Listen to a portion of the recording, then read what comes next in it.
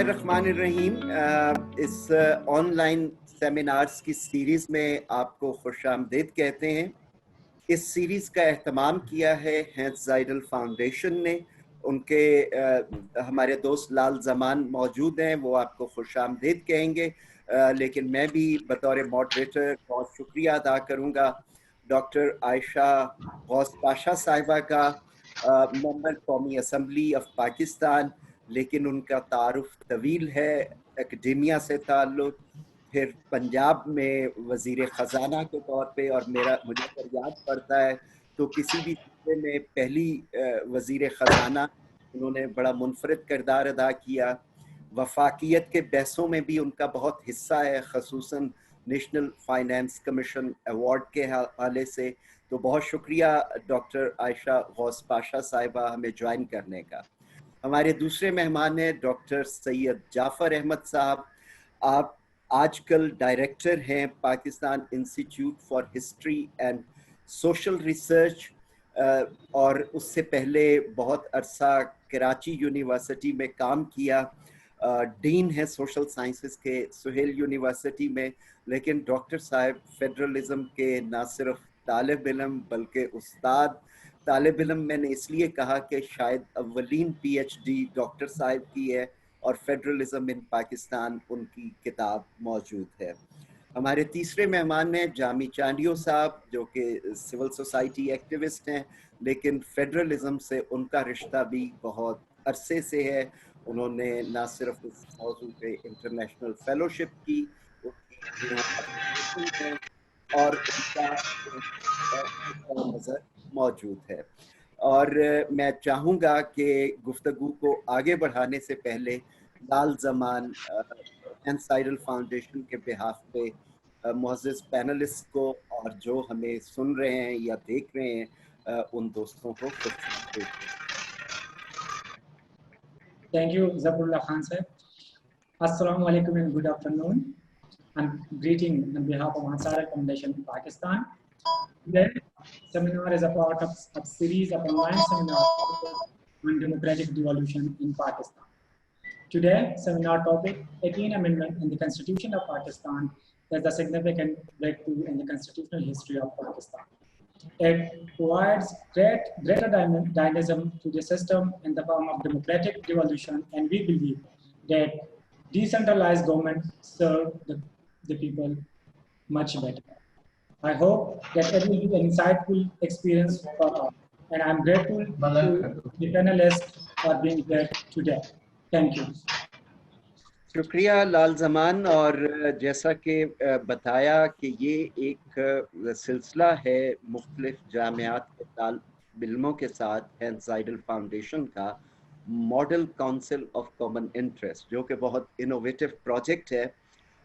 Covid की वजह से यूनिवर्सिटीज़ बंद थीं, तो हमने सोचा कि ऐसा एकेडमिक डिस्कोर्स जनरेट किया जाए, आर्ग्यूमेंट महफूज किया जाए तालिब इल्मों के लिए थीमेटिक फ्रेमवर्क में, कि वो जब चाहें फेडरलिज्म के मुख्तलिफ सब्जेक्ट्स को समझने के लिए तो वो इन ऑनलाइन सेमिनार्स की रिकॉर्डिंग्स को रेफ़र कर सकें। इस सिलसिले में हमारा पहला सेमिनार था डेवोल्यूशन है क्या। आज हम बात करेंगे 18वीं तरमीम के बारे में। 18वीं तरमीम के बारे में उस वक्त की जो कमेटी थी जिसको चेयर किया ऑनरेबल सेनेटर मियां रज़ा रब्बानी ने, उन्होंने अपनी किताब biography of federalism in Pakistan, unity in diversity, उसमें लिखा है कि ये एक मुज़ाकरात के ज़रिए हासिल होने वाला कानूनी इनकलाब था और एक पुरअमन इनकलाब था। 18वीं तरमीम की बहुत जहतें हैं। इसने दस्तूर पाकिस्तान के 102 आर्टिकल्स को इन्फ्लुएंस किया, उसमें तब्दीलियां आईं। सॉरी, अगर हम उसको थ्योराइज करें तो सदर पाकिस्तान की ज़ात में या ओहदे में जो जमा हुई पावर्स थी, उनको वज़ीर आज़म को नहीं दिया गया, बल्कि उन्हें इंस्टीट्यूशनलाइज्ड कर दिया गया और पार्लियामेंट को दिया गया। सारे फेडरलिज्म के इदारे अपनी सालाना रिपोर्ट पेश करेंगे, council of common interest, NFC, NEC, principles of policy, referendum का सवाल उठेगा तो कौमी असम्बली तय करेगी, जजेस की तकर्री, ह्यूमन राइट्स कमीशन की तकर्री। तो एक हमें नजर आता है कि स्ट्रक्चर्ड पावर्स पार्लियामेंट्री हाउसेस में रिजाइड की गई। दूसरा, हकूक का quantum, right to education, freedom of information, fair trial, due process, 4 नए हकूक हमें मिले। सूबाई खुद मुख्तारी के जो आर्टिकल्स हैं दस्तूर पाकिस्तान में, उनमें से 34 आर्टिकल्स में से 17 आर्टिकल्स अमेंड हुए। तो अगर कहा जाए तो सूबाई खुद मुख्तारी को एक नए मीडियम, नए जाविये से तय किया गया, इदारों को मजबूत किया गया। मैं इसकी जुजियात में नहीं जाता। मैं चाहूँगा कि डॉक्टर साहिबा से पूछा जाए, डॉक्टर आयशा गौस पाशा साहिबा से, कि पाकिस्तान के दस्तूर में बहुत सारी तरह, हम दस्तूर के बारे में भी कोई बहुत सारा नाकदाना रवैया रखते हैं, लेकिन क्या कुछ किया है 18वीं तरमीम में कि इसके ऊपर बहसें खत्म होने का नाम ही नहीं ले रही। तो आप किस जाविये से देखती हैं कि 18वीं तरमीम क्या है और उसकी पाकिस्तान के लिए अहमियत क्या है? बहुत शुक्रिया डॉक्टर साहब। सबसे पहले तो बहुत शुक्रिया HSF का कि हम मुझे बुलाया इस वेबिनार में। मैं समझती हूँ बहुत ही अच्छा इनिशिएटिव है और इसका ये बड़ा कंट्रीब्यूट करेगा अंडरस्टैंडिंग और डिबेट, कंस्ट्रक्टिव और प्रोडक्टिव डिबेट पे। अब बात आज आप कर रहे हैं 18वीं तरमीम के पे। मेरे नज़दीक एज अ पब्लिक फाइनेंस का पर्सन, एकेडमिक भी रही हूँ, ये पाकिस्तान के लिए गेम चेंजर रहा है इन द सेंस कि पार्लियामेंट्री डेमोक्रेसी को जिस तरह से नए स्पिरिट से ये आगे बढ़ाया है इसने, ये रिमार्केबल था। जो स्पिरिट थी 1973 के कॉन्स्टिट्यूशन की कि पार्लियामेंट्री डेमोक्रेसी हो, उसमें जान डाली गई है 18वीं तरमीम के साथ। जैसे आप पहले ही बता चुके हैं कि पार्लियामेंट को स्ट्रेंथन किया गया और प्रेसिडेंशियल पावर्स कट बैक किए गए। मेरा अपना ख्याल ये है कि 18वीं तरमीम ने रीस्ट्रक्चर कर दिया है पाकिस्तानी कॉन्स्टिट्यूशनल के कॉन्टोर्स को और पूरे फेडरेटिंग सिस्टम को। आप प्रोविंसेस को जब ऑटोनॉमी देते हैं तो आप खुद ही इतनी ज़बरदस्त फ्रेज इस्तेमाल किया है कि there is unity in diversity, कि आप स्ट्रेंथन करें जो मुख्तलिफ चीज़ें, जो मुख्तलिफ कल्चर्स, जो मुख्तलिफ सोचें, जो मुख्तलिफ डेवलपमेंट पैराडाइम्स हैं, उनको प्रमोट करें, उससे अपनापन बढ़ता है। और हमने देखा भी है कि 18वीं तरमीम और 7th NFC award, national finance commission award, जिसने डिवॉल्व किया रिसोर्सेज, नेशनल रिसोर्सेज प्रोविंसेस को, बेइंतहा सिग्निफिकेंट रहा है वो प्रोविंसेस का रोल बढ़ाने में। और मैं तो समझती हूँ कि ये इसकी इम्पोर्टेंस ये है कि अगर आपको अकाउंटेबिलिटी बढ़ानी है तो take governance to the grassroots level. जितना डिवॉल्व्ड स्ट्रक्चर उतना ज्यादा अकाउंटेबल, उतना ज्यादा आप जिसे कहना चाहिए ट्रांसपेरेंट। तो ये मॉडर्न डेज में, खासतौर पे हमारे जैसे मुल्कों में जहां आपको अकाउंटेबिलिटी और सर्विस प्रोविजन में हर तरह से बढ़ानी है राइट्स की, और जिसे कहना चाहिए उसको इंश्योर करना है सर्विस डिलीवरी, इस तरह का स्ट्रक्चर शुड बी प्रमोटेड। और ये इकोनॉमिक प्रिंसिपल्स ऑफ सब्सिडारिटी जो है ये उसके मुताबिक भी है, delivery at the level which is most economically suitable. Jami Chandio साहब, सवाल मैं आपकी तरफ ले जाता हूँ, वही सवाल कि क्या वजह है, क्या इतना तब्दील हुआ है कि जावियों से हमें कम नजर आती। अपना माइक ओपन कीजिएगा जामी साहब। जी जफरुल्लाह खान साहब, जो आपने सवाल किया कि 18वीं तरमीम के एतबार से, आपको मेरी आवाज आ रही है आपको? जी शायद जाफर साहब। डॉक्टर साहब आ रही है,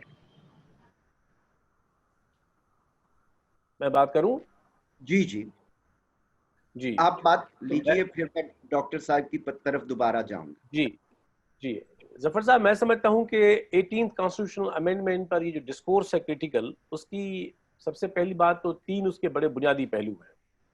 सबसे बड़ी बात जो इसके लिए अहम है वो ये है कि पाकिस्तान जो कि एक प्रोक्लेम्ड फेडरेशन रही है, تو ظاہر ہے کہ پاکستان میں فیڈرل اسپرٹ اور فیڈرل پریکٹسز کا بڑا فقدان رہا ہے. ظاہر ہے جس ملک میں مارشل لائیں رہی ہوں اور جس ملک میں ڈیموکریسی ہائبرڈ رہی ہو اور جس ملک میں اس طرح کے میکینزم انسٹیٹیوشنز فعال نہ ہو, تو پاکستان تو 18ویں ترمیم کا جو ایک پس منظر ہے وہ یہ ہے کہ ظاہر ہے اس کی جو سگنیفیکنس اہمیت ہے وہ یہ ہے کہ یہ شاید پاکستان کی تاریخ میں پہلی مرتبہ ایک طرح کی پیراڈائم شفٹ تھی جو ہم نے دیکھی. حالانکہ میں تو سمجھتا ہوں کہ اوریجنل جو کانسٹیٹیوشن ہے 73 کا, یہ اس سے بھی بہتر شکل میں 18ویں ترمیم نے پاکستان کے اندر کانسٹیٹیوشن کو لے آئی یہ ترمیم.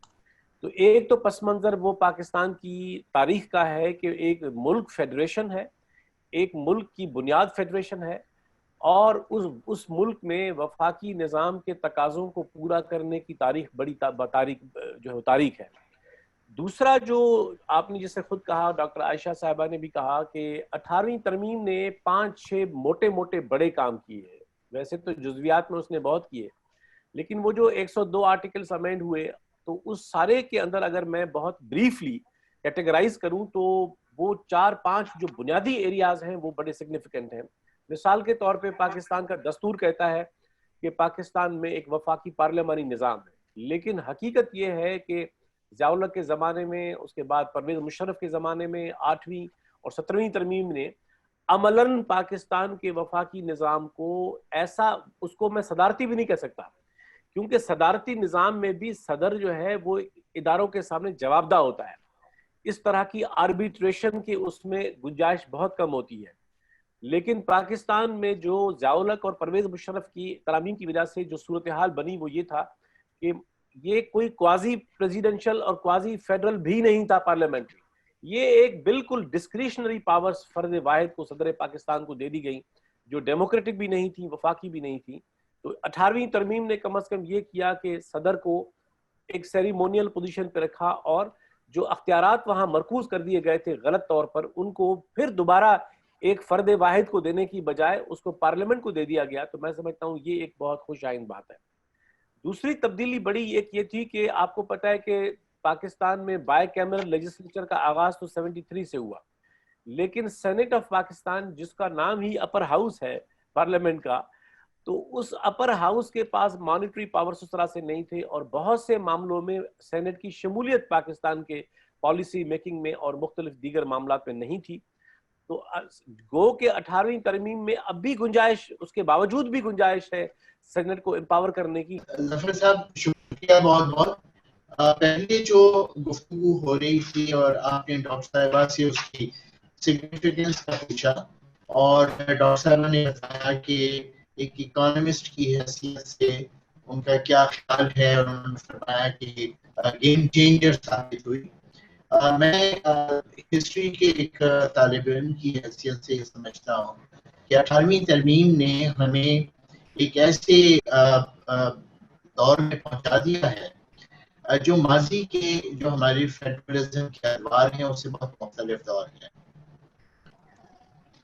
ہو رہی تھی اور آپ نے ایک اکانومسٹ کی حیثیت سے میں ایک ایسے جو ماضی کے, تو میرا خیال یہ ہے کہ 1919 کا ایکٹ, 1935 کا ایکٹ, کانسٹیٹیوشن 1956 کا, 1962 اور 73 کا, ان سب کے اوپر ایک بہت بڑی ڈیولپمنٹ ہے 18ویں ترمیم. اور 18ویں ترمیم کے بعد ہمارا جو وفاق ہے یہ ایک کوآپریٹو فیڈرلزم بنا ہے. اور اگر ہم کمپیئر کریں تو پروونشل اٹانومی کے نقطہ نظر سے ہم ہندوستان سے بہت آگے ہیں, ہم ملائیشیا سے بہت آگے ہیں, اور بعض حیثیتوں میں ہم اسے ویسٹرن جو فیڈرل ماڈلز ہیں ان سے بھی کمپیئر کر سکتے ہیں. تو ایٹ لیسٹ آن پیپر جو کچھ ہوا ہے 18ویں ترمیم کے نتیجے میں وہ ایک بہت بڑی ایڈوانسمنٹ ہے. اسے ہم کتنا فائدہ اٹھا سکے کتنا نہیں یہ ایک الگ بحث ہے. آپ کا یہ بھی سوال ہے کہ اس پر آج بھی کیوں یہ سوال اٹھتا ہے کہ یہ ٹھیک فیصلہ ہوا تھا یا غلط فیصلہ تھا. میرا خیال یہ ہے کہ آج کی جو بحث ہے اس کی جڑیں بھی اب سے 10 سال پہلے جب 18ویں ترمیم منظور ہوئی تھی اس وقت کی جو لوگوں کی سوچ تھی اس سے جڑتی ہے. اس وقت بھی ہمارے یہاں اسٹیبلشمنٹ میں بھی اور پولیٹیکل پارٹیز میں بھی اس طرح کے عناصر موجود تھے جو ذہنی طور سے اس ڈیولوشن کے حق میں نہیں تھے, اور ان کا خیال یہ تھا کہ اس سے پاکستان بکھر جائے گا, صوبے مینیج نہیں کر پائیں گے. اور ایک جو سینٹرسٹ مائنڈ سیٹ ہمارے یہاں تاریخی طور پہ چلا آ رہا ہے, انگریز کے زمانے سے چلا آ رہا ہے, کیونکہ 18ویں ترمیم اس مائنڈ سیٹ کے بالکل اپوزٹ ڈائریکشن میں گئی, لہذا اس مائنڈ سیٹ کے جو علم بردار تھے انہوں نے پہلے دن سے اس کی مخالفت کی تھی.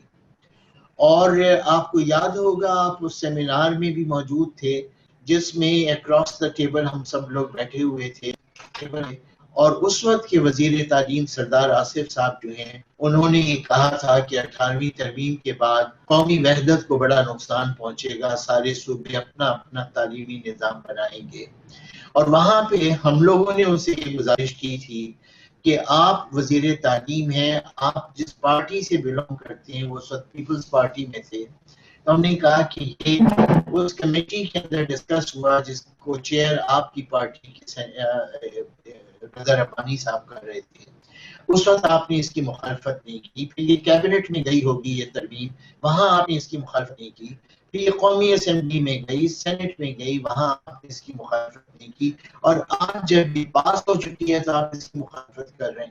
تو وہ کہنے لگے نہیں یہ میری ذاتی رائے ہے. تو ہم نے ان سے کہا تھا کہ پارلیمانی طرز حکومت میں ذاتی رائے نہیں ہوتی, کیبنٹ کلیکٹیولی رسپانسبل ہوتی ہے سارے فیصلوں کی, اور اگر آپ کیبنٹ کے فیصلے کے خلاف تھے تو آپ کو ریزائن کرنا چاہیے تھا, اور کیبنٹ کے فیصلے کو آپ نے اگر اس وقت رد نہیں کیا, مخالفت نہیں کی, تو آپ پبلک پلیٹ فارم پہ آ کے اپنا ذاتی نقطہ نظر بیان نہیں کر سکتے. تو کہنے کا مطلب یہ ہے کہ پولیٹیکل ویل کی اس زمانے میں بھی کمی تھی, اور اب کے زمانے میں ہم ہیں اس وقت ایک ایسی ڈسپنسیشن ہمارے پاس موجود ہے جس کا بلیف ہی نہیں ہے, نہ پارلیمانی نظام کے اوپر نہ فیڈرلزم کے اوپر. اگر آپ چاہیں گے تو میں اس کی اتنی مثالیں پیش کر سکتا ہوں کہ اس وقت بدقسمتی سے ہم ایک ایسے دور میں رہ رہے ہیں, ایک ایسی حکومت ہے اس ملک میں جس کا جو پارلیمانی نظام کے تحت انہوں نے حلف اٹھایا ہے, اور کوئی وقت نہیں جاتا ہے جب وہ پارلیمانی نظام کے خلاف نہیں بول رہے ہوتے ہیں. اس آئین پہ انہوں نے حلف اٹھایا ہے لیکن وہ فیڈرلزم کے خلاف بولتے ہیں, اور کہا جاتا ہے کہ 18ویں ترمیم نے صوبائی وزراء اعلیٰ کو ڈکٹیٹر بنا دیا ہے. تو اپنے ہی سسٹم کے خلاف اس پہ حلف اٹھایا ہے, اس کے خلاف کھل کے پڑھیں. اس پہ ڈاکٹر صاحب ہم دوبارہ آئیں گے آپ کے پاس. جامی صاحب, ٹیکنالوجی نے آپ کی بات بھی ادھوری رکھ دی, آپ بات مکمل کر لیجئے, پھر میں دوسرے راؤنڈ کے سوالات میں آتا ہوں. اپنا مائک اوپن کر لیجئے گا جامی صاحب. میں جو پہلے بات کر رہا تھا اس میں میرا پہلو یہ تھا کہ ایک تو میں نے کہا کہ 18ویں ترمیم کی اہمیت اس لحاظ سے ہے کہ پاکستان کی تاریخ پوری طور پر اس ترمیم سے پہلے وفاقیت کے اصولوں پر مبنی نہیں تھی, اور بہت بنیادی فلاز تھے کانسٹیٹیوشن میں اور ہمارے پورے وفاقی ڈھانچے کے اندر, اور اس تناظر میں 18ویں ترمیم ایک بہت بڑی تبدیلی تھی. دوسری بات میں نے یہ کی کہ جس طرح اس نے پارلیمانی نظام کو ریسٹور کیا, اس نے سینیٹ کو نسبتاً امپاور کیا, اس نے اس ترمیم نے کانکرنٹ لسٹ کو ایبالش کیا, اس میں سے سبجیکٹ 7 نکال دیے لیکن تقریباً 39 سبجیکٹس جو ہے وہ صوبوں کو بھیج دیے.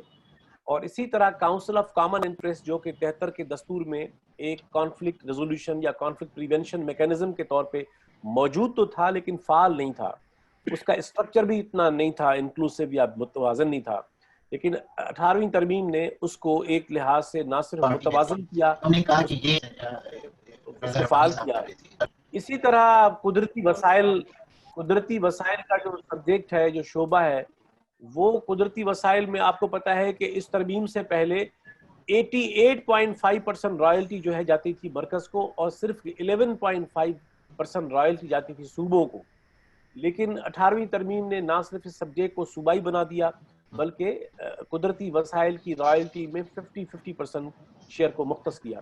اسی طرح بہت سی اور پہلو ہیں. تو میں سمجھتا ہوں کہ یہ جس طرح ڈاکٹر عائشہ صاحبہ نے کہا, جعفر صاحب نے کہا کہ یہ ایک پاکستان، میں اب بھی سمجھتا ہوں کہ اس ترمیم کے باوجود پاکستان کے دستور میں بنیادی فلاز ہیں، اب بھی پاکستان کے دستور میں بنیادی نقص ہیں جو وفاقی تقاضے پورے نہیں کرتے، لیکن یہ ایک طرح کا بہت بڑا قدم تھا ایک بہتر سمت میں.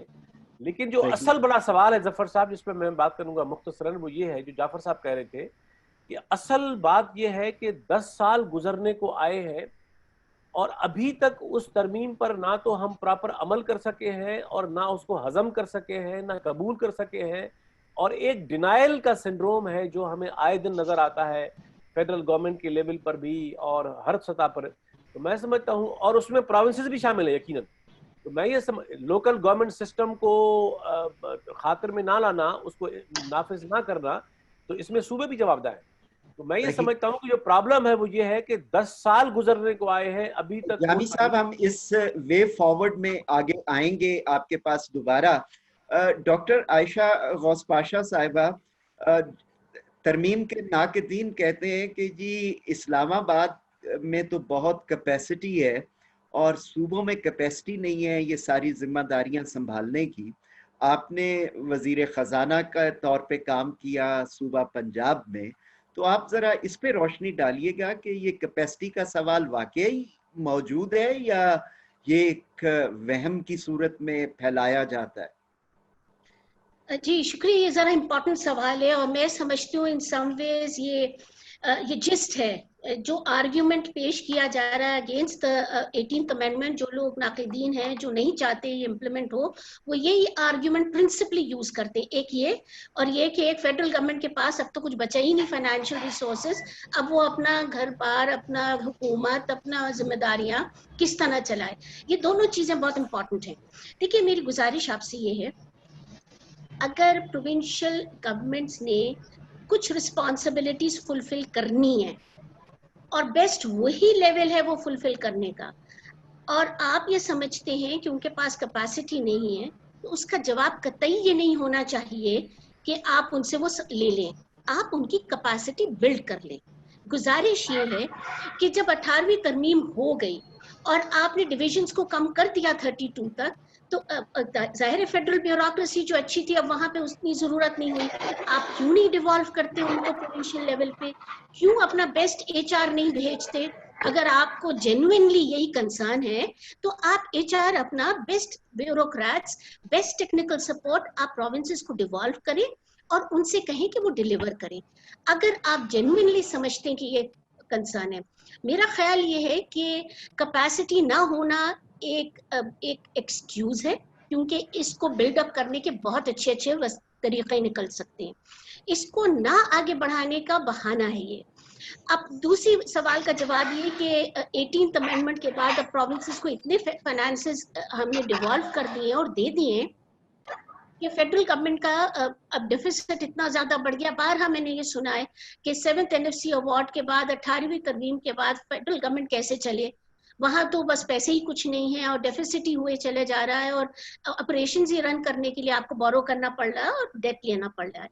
دیکھیے میں آپ کو ایک چھوٹے سے اسٹیٹسٹکس دیتی ہوں جس سے یہ ثابت ہو رہا ہے کہ یہ صحیح بات نہیں ہے، یہ ایلیگیشن جو ہے وہ فلی فاؤنڈیڈ نہیں ہے پراپرلی. اگر آپ ڈیفیسٹ دیکھیں جو فیڈرل گورنمنٹ کیری کر رہی ہے اس کی پوری مقدار، اس میں سے جو NFC کی وجہ سے زیادہ ریسورس ٹرانسفر ہو رہا ہے پروونشل گورنمنٹ کو، وہ تو اس کا 1/3 بھی نہیں ہے. یعنی federal government in any case اپنے وسائل اور اپنا بجٹ ٹھیک سے مینج نہیں کر پا رہی، ڈیفیسٹ تو بڑھنا ہے ہی ہے. تو do not blame the NFC award for it. That is not the solution. دوسرا، آپ جب وعدہ کرتے ہیں کہ ہم ریسورسز بڑھائیں گے اور وہ نہیں آپ بڑھا پاتے، ظاہر ہے جب کیک کا سائز نہیں بڑھے گا تو ہر کوئی اس کے پیسز پہ لڑنا شروع ہو جائے گا کہ مجھے دے دو زیادہ کیونکہ میری ضرورتیں پوری نہیں ہو رہی.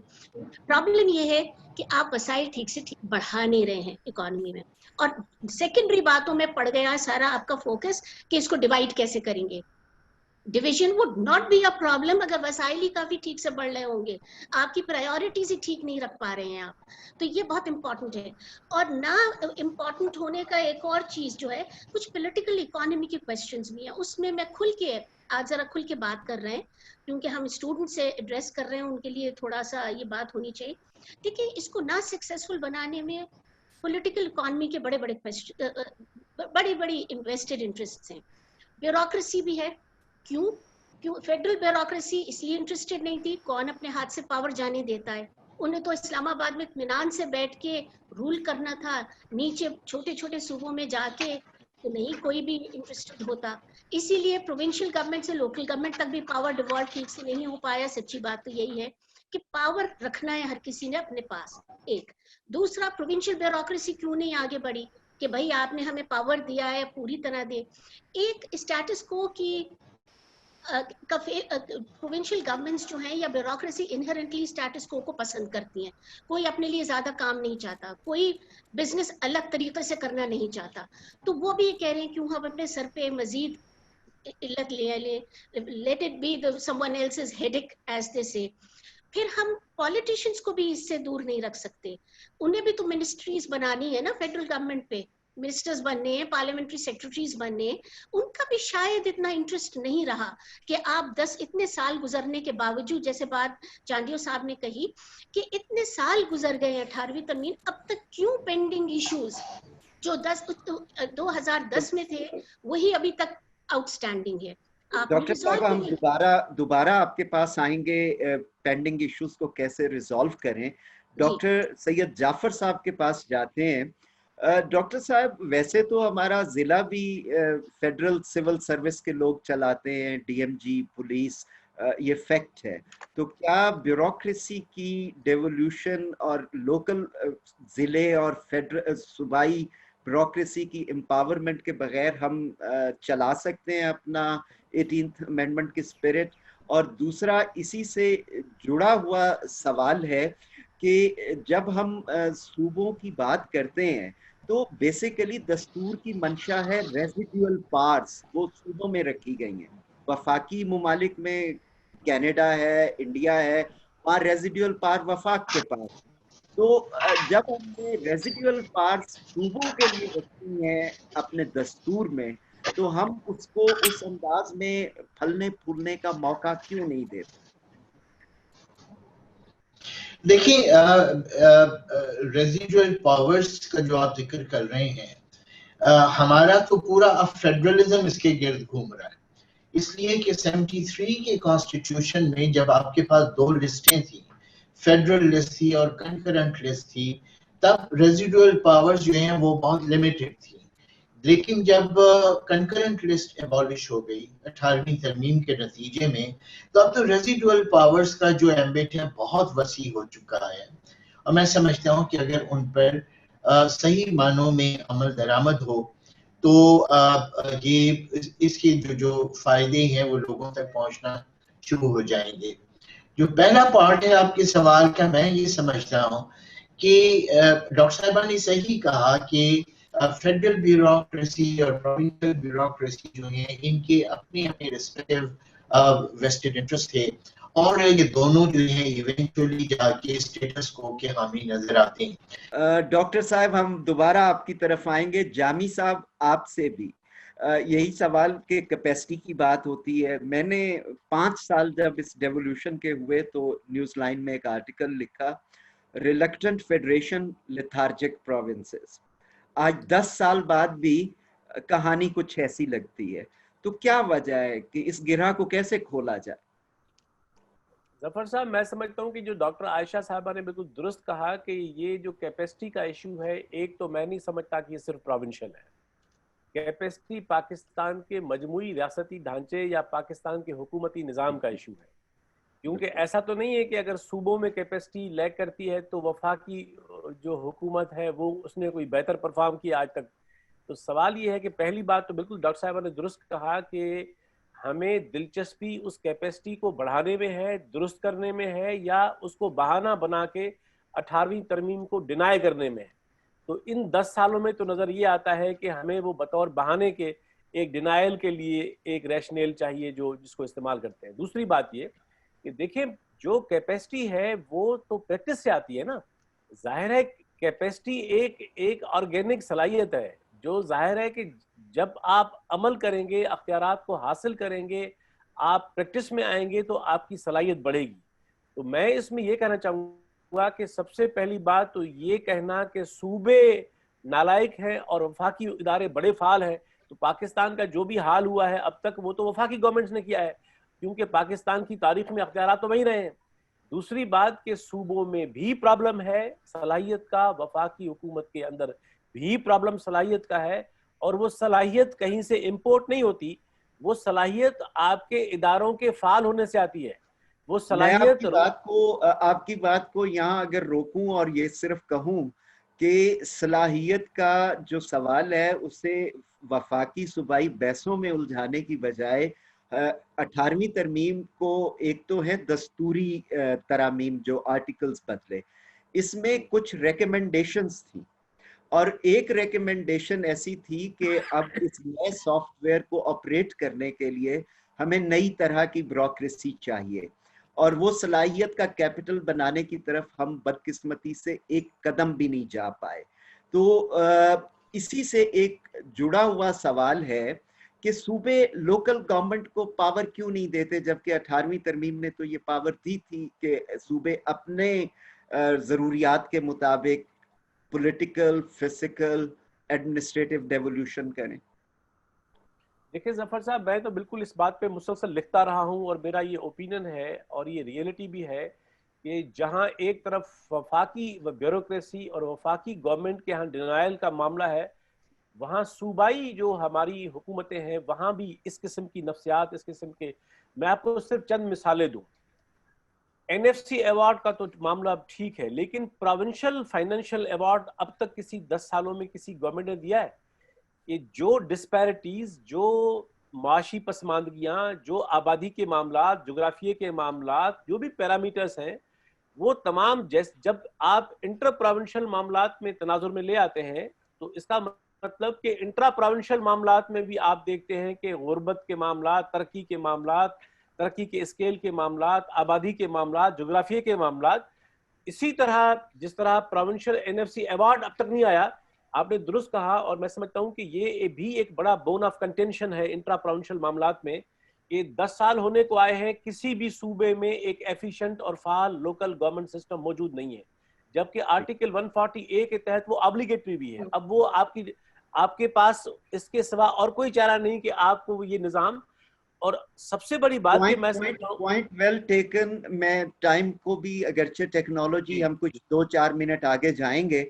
डॉक्टर साहिबा, आप वजीर खजाना थी, आपने भी PFC अवार्ड दिया या नहीं दिया?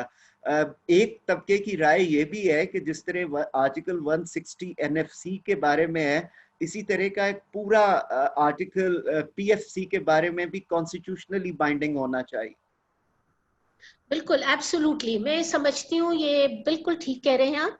वाकई 140A को पूरी तरह इम्प्लीमेंट होना चाहिए, और ये कंसीड करती हूँ कि वाकई नहीं हुआ। हमने देखा ये है कि ये प्रोविंशियल, ये इलेक्टेड गवर्नमेंट्स आने के बाद एक हिस्ट्री हमारी ये बताती है, जब इलेक्टेड गवर्नमेंट आता है, जब लोकल गवर्नमेंट्स इतनी फलती फूलती नहीं है।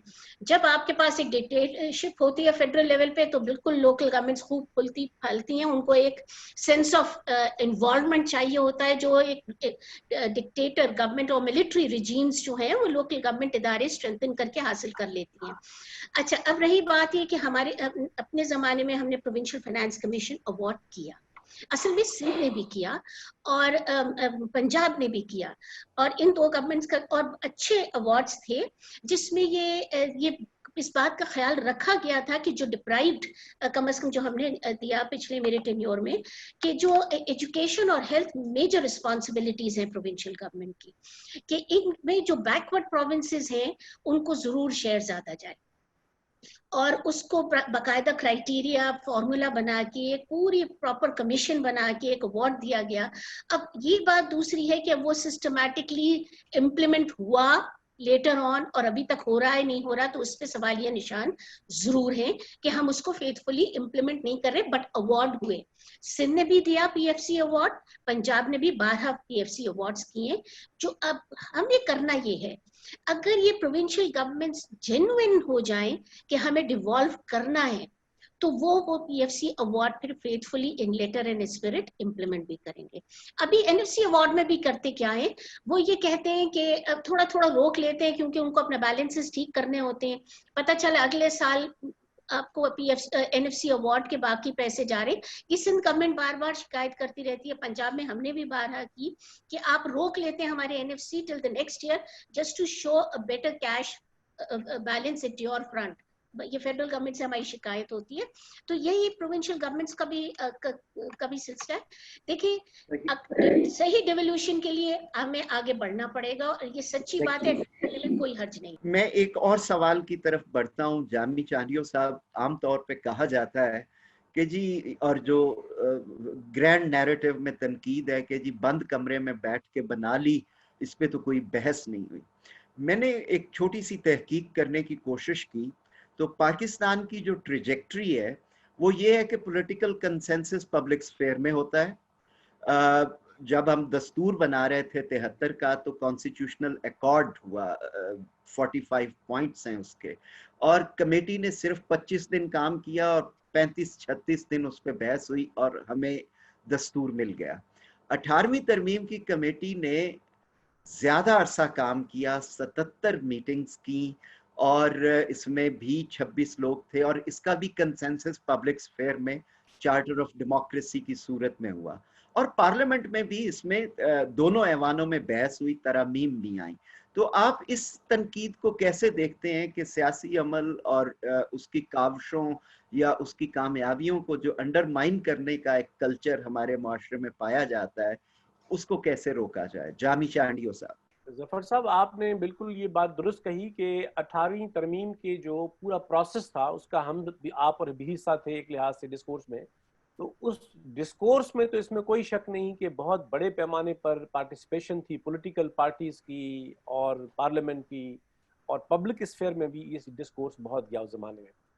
असल बात जो प्रॉब्लम है वो वैसे ये है कि जफर साहब के वो जो एक उस प्रोसेस के अंदर पार्टिसिपेशन थी वो इसलिए सेकेंडरी बन गई या उसका इतना इम्पैक्ट सामने नहीं आया, इसलिए कि जैसे ही तरमीम पास हुई तो इसके डिनायल का प्रोसेस शुरू हो गया और मुख्तलिफ बहानों से उसके डिनायल की सूरत हाल, मरकज, जिसको आप बिल्कुल अच्छा कहते हैं कि प्रोविंसेस लिथार्जिक हैं और मरकज रिलेक्टेंट है, तो वो जो लिथार्जी और रिलेक्टेंस का एक तरह का मामला सामने आया, उससे नतीजे में ये हुआ कि वो जो एक हेल्दी डिस्कोर्स हुआ था इस सारे प्रोसेस में वो सेकेंडरी हो गया और जो डिनायल का पहलू है वो हावी हो गया। और तीसरी बड़ी बात जो मैं समझता हूं कि बड़ी है कि देखिए, असल बात जफर साहब ये है कि लोगों को प्रोसीजरल मामलात में इतनी दिलचस्पी नहीं होती, लोगों को असल में उसकी इम्प्लीमेंटेशन में इंटरेस्ट होता है।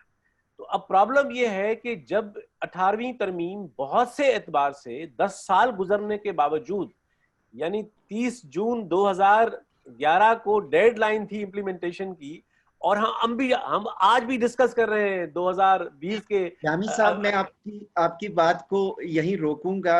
मैं चाहूंगा कि अगर डॉक्टर साहब का माइक और कंप्यूटर साथ दे रहे हैं तो हम आपकी बात सुनना चाहेंगे। जी, अब मैं सुन पा रहा हूँ आपको। डॉक्टर साहब, मैं जो बात कर रहा था कि दस्तूर में तो अगर सूबों में कैपेसिटी नहीं है तो आर्टिकल 146(7)(8) में रेजोल्यूशंस का जिक्र है कि वो अपने फंक्शंस फेडरेशन को दे सकते हैं, जैसा हमने डिजास्टर मैनेजमेंट का एक्ट बनाया, जैसे हमने ड्रग रेगुलेटरी अथॉरिटी बनाई, प्रिंटिंग ऑफ लॉज का एक्ट बनाया। इसी तरह अगर इस्लामाबाद चाहे एसिमेट्रिकली कोई फंक्शन एलोकेट करना चाहे तो कॉन्स्टिट्यूशन कहता है इस्लामाबाद पैसे भी देगा, सूबा करे तो उसके ऊपर पैसे देने की जिम्मेदारी नहीं। अगर दस्तूर में ये रास्ते मौजूद हैं तो कोऑपरेटिव फेडरलिज्म की आप बात कर रहे थे, तो हम छीनना क्यों चाहते हैं सूबों से? नहीं, जफर साहब, बेसिक बात ये है कि पॉलिटिकल विल नहीं है। सेंटर के लेवल के ऊपर, फेडरेशन के लेवल के ऊपर 18वीं तरमीम से कोई कमिटमेंट ही नहीं है। और आप मसाइल तो हर फेडरेशन में होते हैं, लेकिन अगर उस फेडरलिज्म के ऊपर सेंटर का, प्रोविंस का कमिटमेंट है, बिलीफ है उसके ऊपर, तो रास्ते तो बहुत से निकाले जा सकते हैं। लेकिन यहाँ तो बहुत अवेलेबल जो रास्ते हैं जो अवेलेबल मैकेनिज्म्स हैं, जो अवेलेबल इंस्टीट्यूशंस हैं, उनको नहीं इस्तेमाल किया जाता। अभी हम 4-5 महीने कोरोना के क्राइसिस से गुजरे, आप बताएं कि काउंसिल ऑफ कॉमन इंटरेस्ट के कितने इजलास हुए, शाम को टीवी चैनल्स पे बैठ के एक दूसरे के ऊपर इतराज कर रहे हैं और पॉइंट स्कोरिंग हो रही है, और कॉन्स्टिट्यूशन ने जो इंस्टीट्यूशन प्रोवाइड किया हुआ है कि वहां बैठ के आप इन मसलों को डिस्कस करें, उस काउंसिल ऑफ कॉमन इंटरेस्ट का तो कोई इजलास नहीं हुआ। आपके पास इंस्टीट्यूशन मौजूद है, इंटर प्रोविंशियल कोऑर्डिनेशन की मिनिस्ट्री मौजूद है, कितनी मीटिंग्स हुई हैं उस मिनिस्ट्री की जहां पे इन इश्यूज को डिस्कस किया गया। बदकिस्मती ये है कि ये हमारा कॉन्स्टिट्यूशन तो है पार्लियामेंट्री फॉर्म ऑफ गवर्नमेंट, लेकिन जो सिस्टम चलाया जा रहा है या कोशिश की जा रही है चलाने की, वो एक प्रेसिडेंशियल फॉर्म की शक्ल में चलाने की कोशिश हो रही है। कैबिनेट सेकेंडरी हैसियत रखती है, एडवाइजर्स जो हैं दे आर मोर इम्पोर्टेंट, और गवर्नर्स कह रहे हैं सदारती निज़ाम होना चाहिए, मरकजी वज़रा कह रहे हैं सदारती निज़ाम होना चाहिए।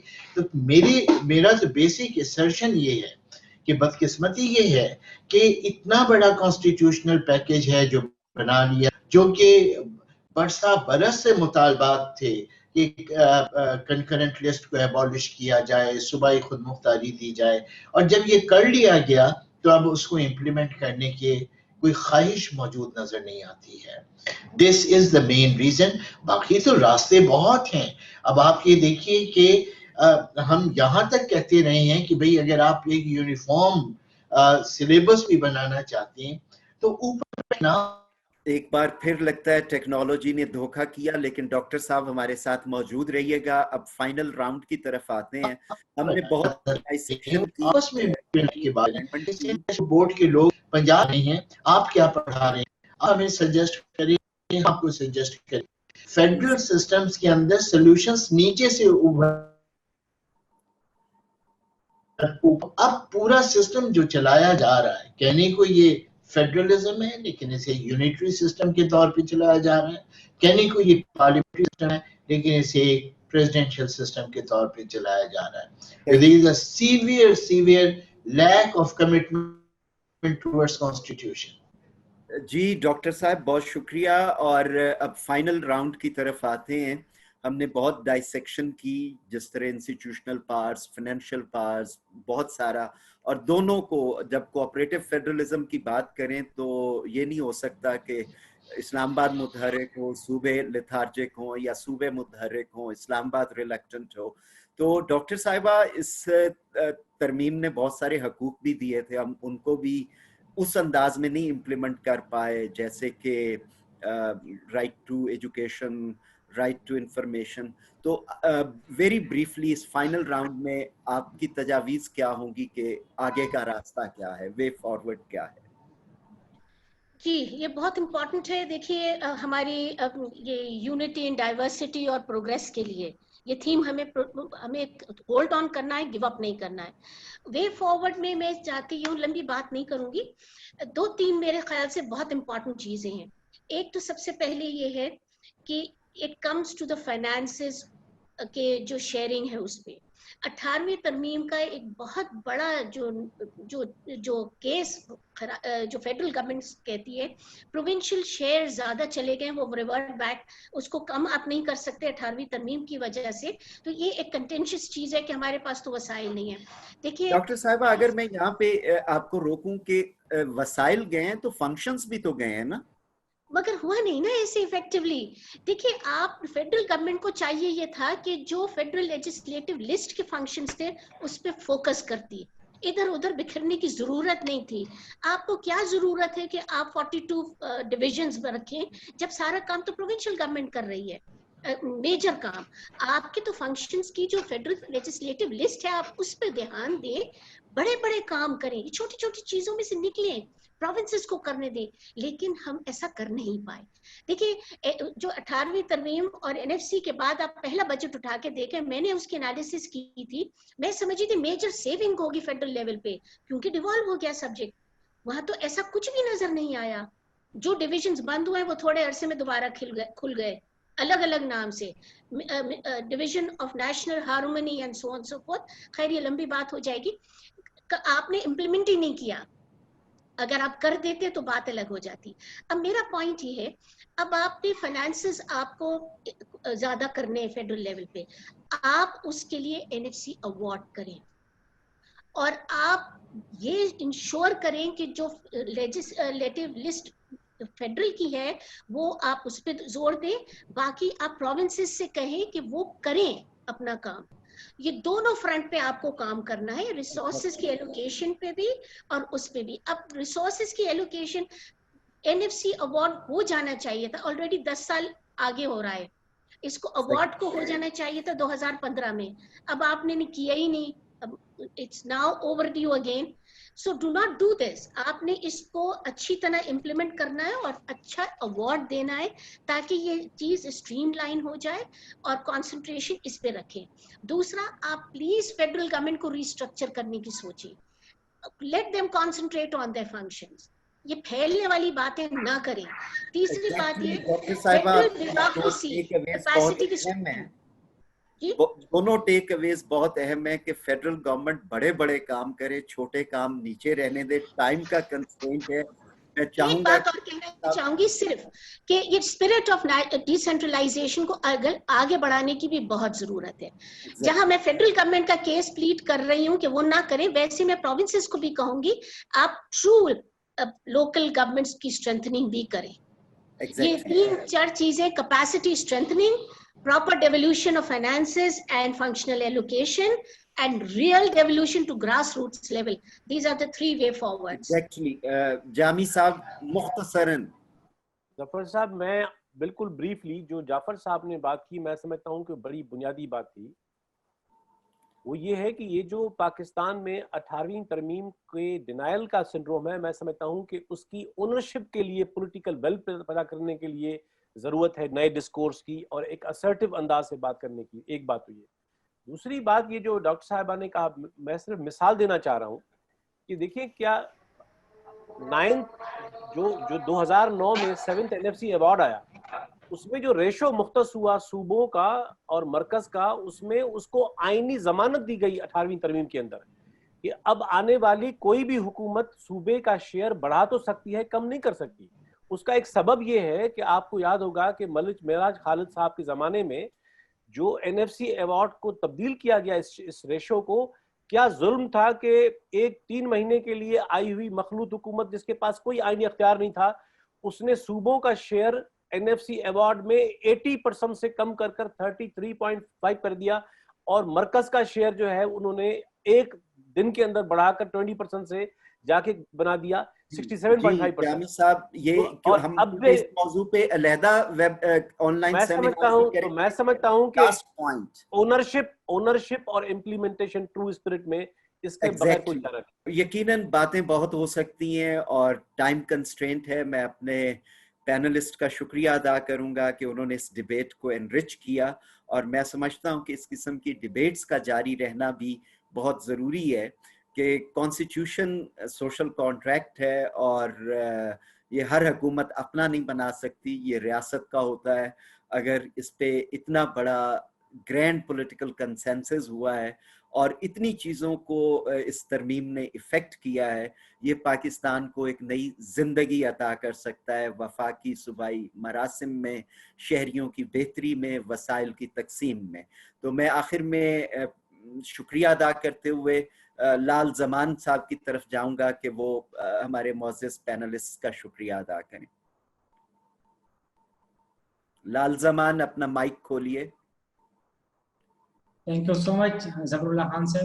On behalf of Ansar Foundation Pakistan, I would like to thank you, Dr. Aisha Ghaus Pasha, Mr. Jami Chowdhury Sahab, and Dr. Saeed Jafar Ahmed Sahab for your time. और इतना अच्छा डिस्कशन रहा throughout the session. और मैं again शुक्रिया अदा करना चाहता हूँ अंसार फाउंडेशन पाकिस्तान की तरफ से। Thank you. बहुत बहुत शुक्रिया। डॉक्टर जाफर साहब से हम माजरत करेंगे। आई होप के नेक्स्ट टाइम रेंस जब थम जाएंगी तो हमें इस टेक्नोलॉजी के ज़रिए उनकी बातें सुनने का ज़्यादा बेहतर मौका मिलेगा। اور ایک once again thank you very much for your intellectual contributions and ideas. way forward میں ہمیشہ کہتا ہوں نہ آئین پتھر پہ لکھا ہے نہ قانون پتھر پہ لکھا ہے, یہ آرگینک لیونگ ڈاکیومنٹس ہیں. جوں سماج ارتقا کرتا جائے گا ہم اس میں مزید تبدیلیاں بھی کریں گے. اور عام طور پہ کہا جاتا ہے 18ویں ترمیم کو چھیڑا نہیں جا سکتا.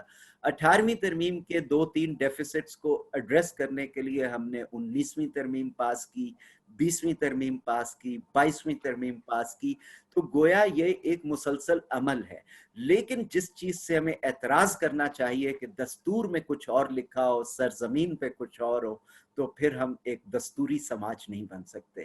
اگر ہم ایک دستوری سماج, رول آف لا کا سماج بنانا چاہتے ہیں تو ہمیں آئین کے تابع ہر ادارے کو کام کرنا ہوگا, اور 18th امینڈمنٹ ایک اچھا سافٹ ویئر پرووائڈ کرتی ہے. بہت بہت شکریہ. ہم اگلے آن لائن سیمینار کے ساتھ حاضر ہوں گے.